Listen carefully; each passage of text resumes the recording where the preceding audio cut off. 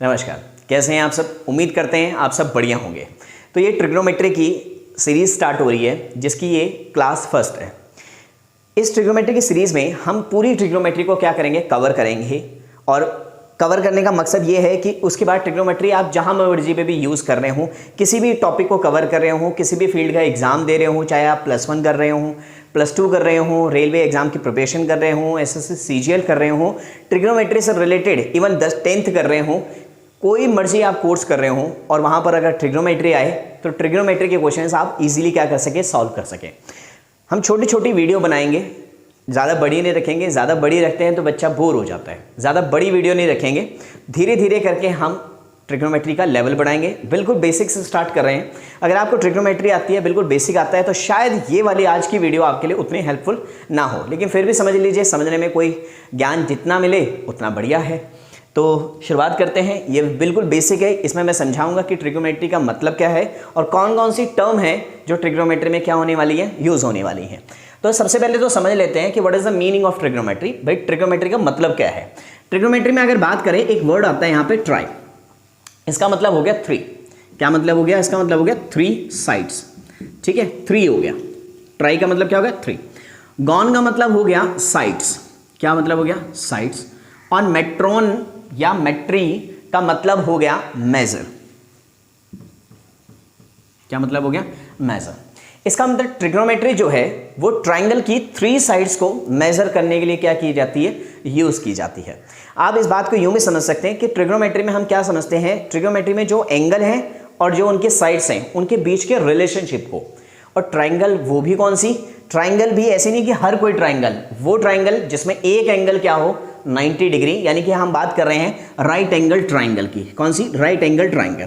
Right angle triangle में क्या होता है, एक एंगल आपका क्या होता है, exactly one angle is 90 degree और बाकी एंगल जो है वो आपके कौन से एंगल हैं, एक्यूट एंगल। कौन से एंगल? Acute angle. अच्छा, एक्यूट एंगल समझ लेते हैं। एक्यूट एंगल वो होते हैं जो 90 डिग्री से क्या रहेंगे, कम रहेंगे। तो ऑब्वियसली वैसे भी एक ट्राइंगल का जो सम है वो कितना है, 180 डिग्री। ये ही 90 हो गया, इसका मतलब इन दोनों का सम जो आएगा वो 90 डिग्री तक आएगा, उससे ज़्यादा नहीं हो सकता। और अगर 90 डिग्री का सम बनाना है तो ये दोनों एंगल जो होंगे वो 90 डिग्री से क्या होंगे, कम होंगे। तो इसलिए एक्यूट एंगल कौन सा एंगल है, जिनका जो एंगल 90 डिग्री से कम है वो हमारा एक्यूट एंगल है। तो राइट एंगल ट्राइंगल में एक एंगल 90 डिग्री और बाकी दोनों एंगल क्या, एक्यूट एंगल। तो ट्रिग्नोमेट्री जो यूज की जाती है, जिन ट्राइंगल में यूज की जाती है, जिन साइड्स और एंगल के बीच का ये रिलेशनशिप है, वो कौन सी ट्राइंगल है, हमारी राइट एंगल ट्राइंगल, यानी कि समकोण त्रिभुज कहें अगर हम हिंदी में बात करें। तो ऐसा नहीं कि ट्रिग्नोमेट्री हर जगह लग रही है, हर तरह की ट्राइंगल्स में लग रही है। उन्हीं जगह लगेगी जहां पे आपकी जो ट्राइंगल है वो क्या है, राइट एंगल ट्राइंगल है, समकोण त्रिभुज है, एक एंगल का 90 डिग्री होना मैंडेटरी है। चलिए सारी चीज़ों को धीरे धीरे समझेंगे। सबसे इंपॉर्टेंट बात समझ ले थोड़ा सा ट्रिग्नोमेट्री को समझने के लिए, जो शुरुआत में बच्चों को दिक्कत आती है वो ये है भाई, हम ट्रिग्नोमेट्री में यूज़ करते हैं 6 रेशोस। कितनी रेशो? 6 रेशो। अब रेशो क्यों कह रहा हूँ मैं, हमने कहा पहली रेशो है आपकी sine theta. Sine theta SINE, sign theta. Cos theta, इसको हम बोलते हैं कोसाइन थीटा। थीटा देन होता है आपका टेन थीटा, जिसको हम बोलते हैं टेंजेंट थीटा। जी देख रहे हो कितना बढ़िया है ना। इसका मतलब है मैं नॉर्मल स्कूल से नहीं, बड़ा अच्छा वाला स्कूल से पढ़ा हूँ। Tangent theta. Next is cosecant theta. ठीक है, कॉसिकेंट थीटा, थीटा कॉसिकेंट। ठीक है, next is secant theta, secant theta. और लास्ट आता है आपका कॉट थीटा, जिसको बोला जाता है कोटेंजेंट, कोटेंजेंट। ठीक है, तो ये 6 रेशोज हैं हमारे पास। अब अच्छा, ये रेशो किस तरह से बनी हैं, कैसे बनाई गई हैं, ये हम नेक्स्ट क्लास में समझेंगे। आज हम इसमें इनके बीच के रिलेशनशिप को थोड़ा बहुत समझ लेते हैं। जो मैं समझाना चाहता हूँ, बिल्कुल जो वो चीज़ समझने के लिए कि ये रेशो क्या है, किस तरह से बनाई गई हैं, उसको डेवलप करने के लिए जो भी चीज़ है वो हम समझेंगे नेक्स्ट क्लास में। आज हम कुछ टर्म्स को समझेंगे, इनके बीच के रिलेशनशिप को समझेंगे कि इनका आपस में रिलेशनशिप क्या है, उसको समझेंगे। तो आपने ये 6 रेशो समझ ली हैं। First one is sine theta, cos theta, tan theta, cosecant theta, secant theta और कॉट थीटा। क्लियर है बात? चले आगे बढ़ते हैं। और मैं समझाना क्या चाहता हूँ, जो भी मैं समझाना चाहता हूँ आपको, जो भी मैं बात बताना चाहता हूँ, उसको समझने के लिए आपको 3 बातों को समझना पड़ेगा। पहली बात ये है कि आपको ये ध्यान रखना पड़ेगा कि जो टेन थीटा होता है ना, वो किसके इक्वल होता है, साइन थीटा बाय में कॉस थीटा। ये हुआ कैसे, ये मैं धीरे धीरे आपको नेक्स्ट क्लास में समझाऊंगा। इसका प्रूफ मैं नेक्स्ट क्लास में दूंगा। जो भी आज मैं करवा रहा हूँ सबके प्रूफ हम सेकंड क्लास में समझेंगे। आज हम अंडरस्टैंडिंग बना रहे हैं, चीज़ों के साथ फैमिलियर होंगे, क्योंकि जब तक चीज़ों के साथ फैमिलियर नहीं होंगे उसको समझना हमारे लिए ईजी नहीं रहेगा। तो पहले कुछ टर्म्स को समझ लें। स्पेशली उन बच्चों के लिए बहुत बेनिफिशियल है ये वाली क्लास जो फर्स्ट टाइम ट्रिग्नोमेट्री को समझ रहे हैं, अंडरस्टैंड कर रहे हैं। तो टेन थीटा जो है वो है sign theta by cos theta, और टेन थीटा होता है 1 अपॉन कॉट थीटा के भी इक्वल होता है। टेन थीटा जो है आपका वो 1 अपॉन कॉट थीटा के भी इक्वल होता है। दूसरी बात जो आपने बात समझनी है, जो बात मैं समझाने वाला हूँ, उसके लिए 3 बातों का समझना ज़रूरी है आपको। तो जितने भी सी से स्टार्ट होंगे, जितने भी ट्रिग्नोमेट्रिक रेशियोज जो है वो आपके सी से स्टार्ट होंगी, वो आपके आएंगे राइट साइड में। कौन से साइड में, राइट साइड में। ठीक है, पहली बात समझी हमने कि जो टेन थीटा है that is equal to sine theta by में कॉस थीटा। गर्मी बहुत ज़्यादा है। टेन थीटा जो है that is equal to sine theta by में कॉस थीटा, और टेन थीटा जो होता है 1 अपॉन कॉट थीटा के भी इक्वल होता है। ये ध्यान रखना, याद रखना। दूसरी बात, जितने भी सी से स्टार्ट होंगे वो सारे आपके किधर आएंगे, राइट साइड में आएंगे। किधर आएंगे, आपके राइट साइड में। तो इतनी बात समझ आएगी। 2 बातों का ध्यान रखिएगा। चलिए, चाहें तो आप वीडियो को पॉज करके इसका स्क्रीनशॉट भी ले सकते थे। तो देखिएगा, हेक्सागन बनाएंगे। ठीक, थोड़ा सा इसको समझेंगे, बिल्कुल बेसिक के लिए है, समझाने के लिए चीज़ें अच्छे से क्लियर हो जाए। और यहाँ लिख दिया मैंने 1। ठीक है, थोड़ा सा और साफ लिख लिया, यहाँ लिख दिया हमने 1। ठीक है, तो पहली बात टेन थीटा, क्या टेन थीटा। अभी मैंने आपको कहा कि जो टेन थीटा होता है वो किसके इक्वल होता है, 1 अपॉन कॉट थीटा के। तो हमने लिख दिया 1 अपॉन कॉट थीटा। ठीक है, आपने ये डायग्राम बनाया जिसकी कितने साइड्स हैं, 1 2 3 4 5 6 साइड्स हैं इसकी, है ना। तो हमने लिखा सबसे पहले tan theta equal to 1 upon cot theta. उसके बाद टेन थीटा जो है वो होता है आपका साइन थीटा बाय में कॉस थीटा के इक्वल। पहली बात क्या थी, टेन थीटा जो है that is equal to sine theta by cos theta, यानी कि ये वाली टर्म जो होगी वो दिस डिवाइडेड बाय दिस होगी।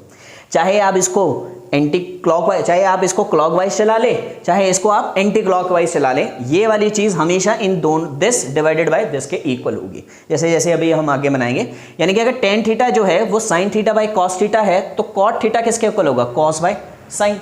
मैंने कहा ना कि this divided by this rule होगा। Tan theta sine theta by cos theta, तो कॉट थीटा जो है वो कॉस बाय साइन थीटा होगा, है ना। ठीक है, हमने कहा टेन थीटा जो है वह 1 अपॉन कॉट थीटा। मेरी जो सेकंड बात थी, जो मैंने दूसरी बात बताई थी कि जितने भी सी से स्टार्ट होंगे वो किधर आएंगे, आपके राइट साइड में। तो राइट साइड ये है, तो कॉस हो गया, कॉट हो गया, तो कौन सा बच गया, मन में बोलना है कौन सा बच गया। तो आपने मन में कहा कि सर बच गया कॉसिकेंट थीटा। ओके, तो कॉसिकेंट जितने भी सी से शुरू हो रहे थे वो सारे राइट साइड में आ गए। तो भैया ये अब के कौन सा साइड है, लेफ्ट और राइट का तो पता है ना। इसके लिए ट्रिग्नोमेट्री का कोई आपको आए ना आए, लेफ्ट और राइट तो पता होना चाहिए भाई। ये हो गया अपना, जितने भी थे सी से स्टार्ट होने वाले वो हमने यहाँ लिख दिए कॉसिकेंट। अब कौन बच गया, तो आपने कहा कि सर बच गया सीकेंट थीटा। ओके है, तो ये बन गया, ये बनाना आ गया। दोबारा समझ लो, tan theta upon sine theta by cos theta, tan theta equal to 1 upon cot theta. और सी से स्टार्ट होने वाले कौन से बच गए थे, कॉसिकेंट। कॉसिकेंट यहाँ लिखा, तो जो 6th ट्रिग्नोमेट्रिक रेशियो थी वो कौन सी थी, सीकेंट, वो यहाँ पे लिख दी। उम्मीद करते हैं ये आपको बनाना आ गया होगा, ये आपको बनाना आ गया होगा।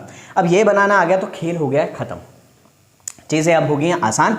तो पहली बात समझेंगे, देखो मैंने कहा टेन थीटा जो है वो साइन अपॉन कॉस है, तो कॉट थीटा क्या होगा, कॉस अपॉन साइन।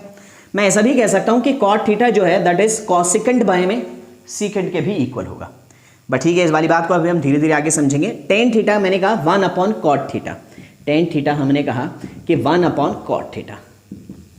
अब ये रूल लगाए तो इसके साथ भी लगेगा। तो मैं पूछूं अगर आपसे कि साइन थीटा किसके इक्वल है, तो आप कहेंगे 1 upon cosecant theta. Sine theta जो है वो किसके इक्वल है, 1 अपॉन कॉसिकेंट थीटा के, है ना।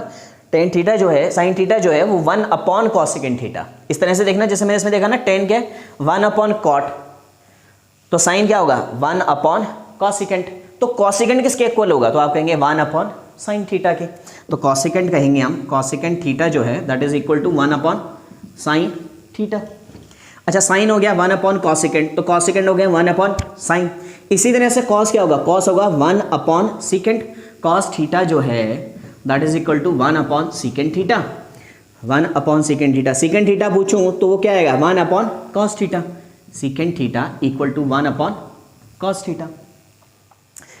यूं लगाना ना rule, this equal to this by this, sine theta equal to 1 upon cosecant, cosecant equal to 1 upon sine, cos theta equal to 1 upon secant, secant equal to 1 upon cos.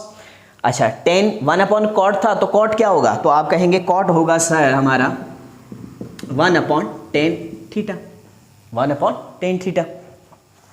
उम्मीद है ये वाली बात समझ आ गई होगी, क्लियर है ना।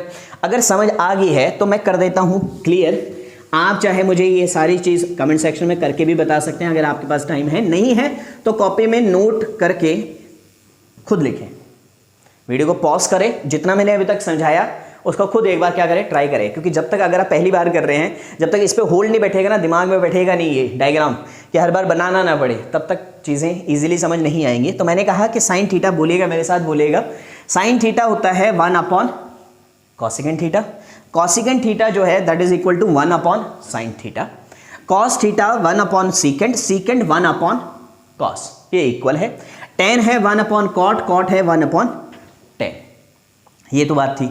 अब ध्यान से सुनना, अगर मैं इसको और इसको मल्टीप्लाई कर दूं, अब next rule, tan theta into cot theta कर दूं मैं, तो ये किसके इक्वल आ जाएगा 1, यानी कि इन दोनों का प्रोडक्ट इसके इक्वल जो उसके सामने है।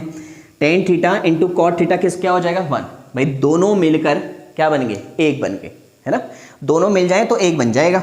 इसी तरह से अगर मैं आपसे पूछूं कि sine theta into cosecant theta, sine theta into cosecant theta, तो आप क्या कहेंगे, कहेंगे सर 1, इन दोनों का प्रोडक्ट भी किसके इक्वल हो जाएगा 1 के। और लास्ट बात कि secant theta into cos theta, secant theta into cos theta is equal to 1।